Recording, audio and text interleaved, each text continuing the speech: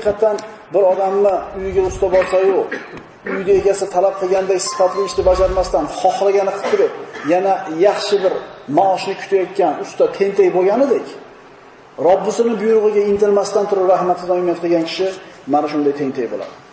Ulamolar aytishadi: "Ey banda, dunyoda 3 dirham uchun qo'l kesishlikka Alloh taolo buyurdi.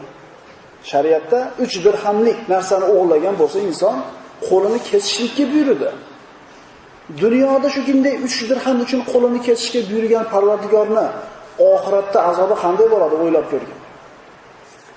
Hasan Basriga odamlar: "Siz ko'p yig'layotganingizni ko'ramiz. Nimaga ko'p yig'laysiz?"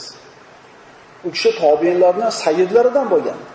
Aytadiki, qiyomat kunida Parvardigorim menga parvo qilmasdan meni jahannamga uloqtirib tashlab, rahmatidan chiqarib, jahannamga uloqtirib tashlashligidan xavotirdaman dedi. Qarang, bu kishi Baytul Nubuvada Rasulullohning uyida tarbiya topgan kishi. Tobiin bo'lishiga qaramasdan, ulug' zot bo'lishiga qaramasdan xavotirda turibdiki, shuncha savob ishlarni qiladi, buyruqlarni qiladi, qaytarlardan qaytadi. Lekin shu kishi qo'rqyapti, agar Alloh xohlasa, menga parvo qilmay jahannamga uloqtirib tashlashi mumkin. Siz bilan bizda Hasan Basriyning yarim amali bormi? Ondan bir ilmi bormi? Shu kishi shunday xavotirda turgan paytda siz bilan biz umuman xotirjam bo'lmasligimiz kerak bo'ladi. Yana Hasan Basriy aytadi, yana odamlarning shunday o'yinlari borki, Alloh kechiradi, Allohning karami keng deb umid qiladi-da, tavba qilmasdan dunyodan chiqib ketadi. Boshqacharoq qilib aytsak, ulgiyman deydi. Yoshman hali deydi. Deydi-da, tavba qilishiga ulgurmasdan dunyodan chiqib ketadi.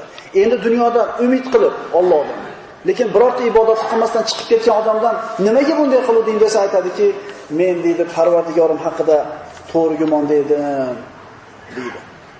Hasan Basriy aytadi, yolg'on gapirdi bu odam deydi.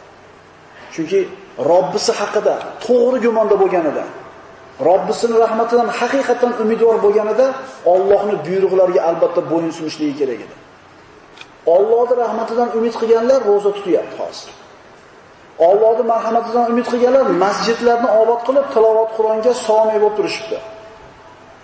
O'zim o'qiy olmasam ham eshitib shu savobga ega bo'lay deganlar masjidga kelyapti. Biz ham dilimizda bor deyotganlar u faqat da'vo. Hasan Basriydan odamlar so'rashdi. Shunday bir majlislar bor. So'rashyapti Hasan Basriydan. Shunday bir majlislar bor. U majlisda o'tirgan ba'zi kishilar bizni shunday qo'rqitadi gapirib, yuraklarimiz yorilib ketgudek bo'ladi. Nima qilamiz bunaqa majlislarni? Ya'ni to'g'rimi, noto'g'rimi? Hasan Basriy javob berib aytdi: "Vallohi, oxiri omonlikka olib boruvchi qo'rquvni qalbingga solgan kishilar bilan o'tirishing, oxiri halokatga olib boruvchi xotirjamlikni beradigan kishilarning suhbatdan ko'ra afzalroqdir." Bir odamlarki gapirib seni qo'rqitadi. Lekin mana shu qo'rquv seni oxiratda omonlikka olib chiqadi. Mana shu qo'rquv yaxshi. Endi bir majlis, bir odamlar borki, senga gapirib, qalbingga xotirjamlik solib qo'yadi. Lekin bu xotirjamlik seni oxiratda xatarga solib qo'yadi. Yozsan, uka, ulguysan. Hech shoshilma. Endi 30 ga kiribsan, endi 20 ga kiribsan. Ulguysan, hech xijolat bo'lma. Mana, palonchini ham qara, yurib oxirida zo'r bo'lib mana ibodat ustida ketdi. Bunaqa qalbingga xotirjam berib turib, oxiratda xatarga qo'yadigan odamlar bilan o'tirganingdan ko'ra, oxiratdan gapirib seni qo'rqitib, lekin mana shu qo'rquvning natijasida xotirjamlikka olib boradigan odamlarning majlisi senga afzalroq dedi. Shunaliga kimlar bilan o'tiribmiz, kimlar bilan do'st tutyapmiz, kimlarning suhbatiga intilyapmiz, mana shu narsaga bir diqqat qilib qo'yaylik. Insonni Allohning rahmatidan umid qilishlikka mo'min kishini da'vat qiladigan hadislar juda ko'p. Xuddi shunga o'xshagandek, Allohning makridan doim xavotirda turishlikka kerak da'vat qiladigan hadislar ham bor. Mana bir qanchalarni o'qiymiz.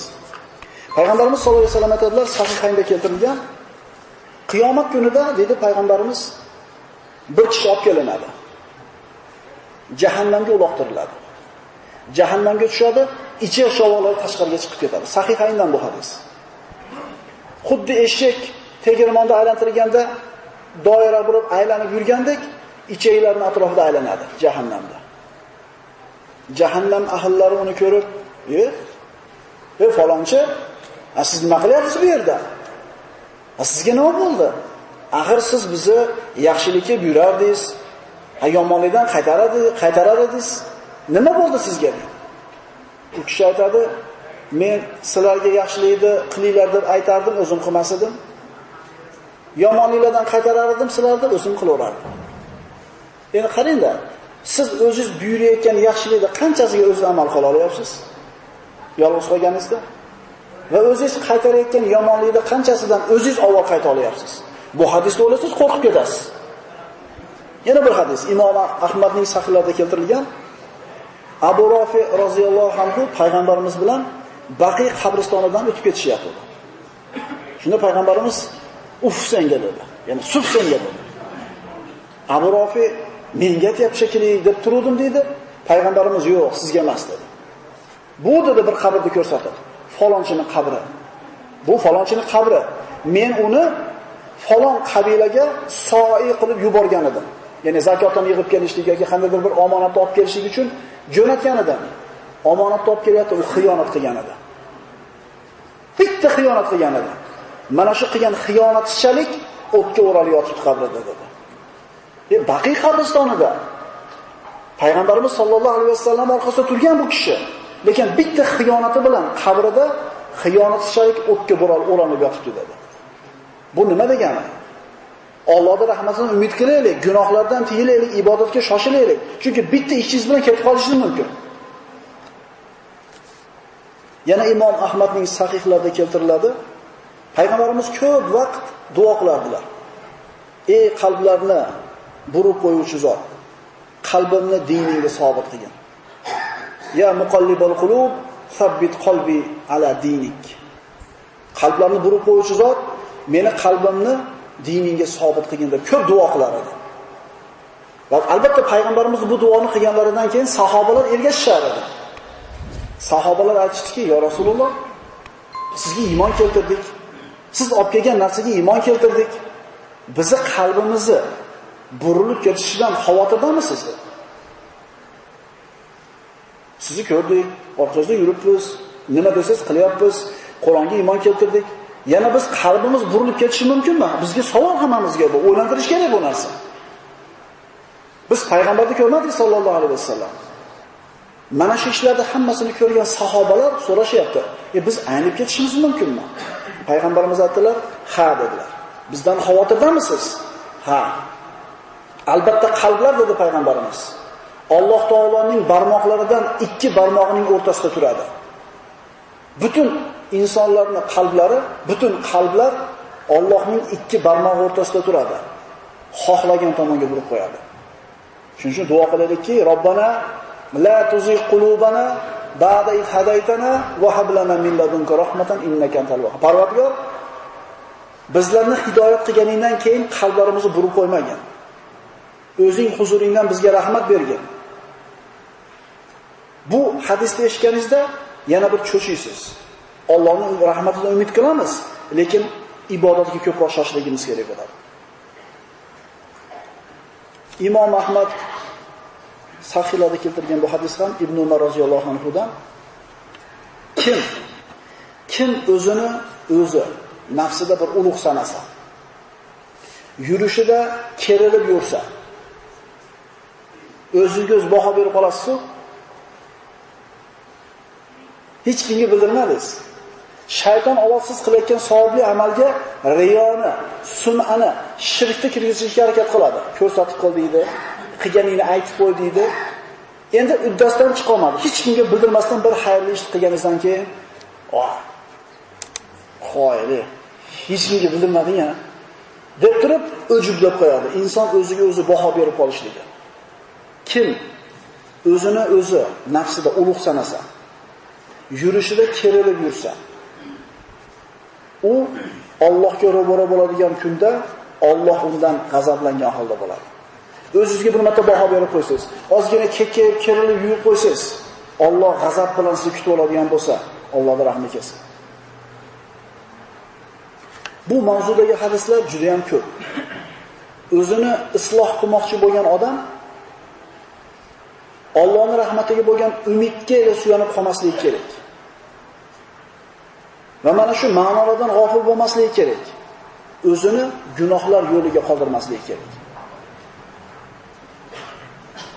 Inson nimani ustida tug'ilgan bo'lsa, shu narsani ustida yashaydi. Nimani ustida yashagan bo'lsa, shu narsani ustida vafot topadi. Nimani ustida vafot topgan bo'lsa, shu narsani ustida tiriladi. Halollikni, iymonni, ixlosni ustida tug'ilgan bo'lsa, shuni ustida yashaydi. Nimani ustida yashagan bo'lsa, shuni ustida jon taslim qiladi. Nimani ustida jon taslim qilgan bo'lsa, qiyomatda shu narsani ustida tiriladi. Darsimizning nihoyasida Abul Vafo ibn Aqil aytadiki, hushyor bo'linglar. Faqat rahmatga, faqat Allohning kechirishiga umid bilan aldanib qolmanglar. Chunki 3 dirham uchun qo'l kesildi. Ozgina ichilgan aroq uchun darra uriladi. Bitta mushukni qamab qo'yib azoblaganligi uchun bir ayol jahannamga kirib ketdi. Bitta mushuk dedi. Bitta mushukni qamab qo'yganligi uchun jahannamga kirib ketdi. Shahid bo'ldi bitta odam. Haybar g'azotida shahid bo'ldi. O'ljalab tushdi. Hali taqsim qilinmasdan turib, ustiga bitta narsani olib kiyib oldi. Payg'ambarimiz o'lgandan keyin shahid bo'lganiga qaramasdan jahannamda dedi. Hamda bitta pashshanida bitta odam jannatga kirdi. Va bitta pashshanida bir odam beparvolik bilan jahannamga ketdi. Bir mushrik qavmda oldidan qanaqa bir musofir o'tsa, shu mushrik qavm o'zi sig'inadigan butga qurbonlik qildirmasdan o'tkazmas edi. Bir musofir keldi. Bizni mana bu olihamizga qurbonlik qilasan, keyin o'tasan dedi. Qurbonlik qiladigan hech narsami yo'q dedi. To'g'ri, bitta pashani tutib bo'lsa ham qurbonlik qilib qo'ydi. Bitta pashani tutdi, o'sha oli hasanatini aytib ezib o'ldirib qo'ydi. Jahannamga ketdi. Parvo qilmasdan qildi bu ishni, e'tibor qiling. Yana bir kishi keldi. Unga ham shu narsa aytilganda qurbonlik qilmasligini aytdi. Chunki qurbonlik ibodat, Allohga qilinadi. Uni qatl qilishdi, bitta pashanida mana shu kishi jannatga kirdi. Darsimizning nihoyasi, xulosa, Allohning rahmatidan haqiqiy umid qilgan odamlar Allohning buyruqlarini bajarib, qaytargan qaytaruvlardan qaytgan kishi bo'ladi. Aqulu qawli hada va astagfirulloh li va lakum. Assalomu alaykum va rahmatullohi va barakatuh.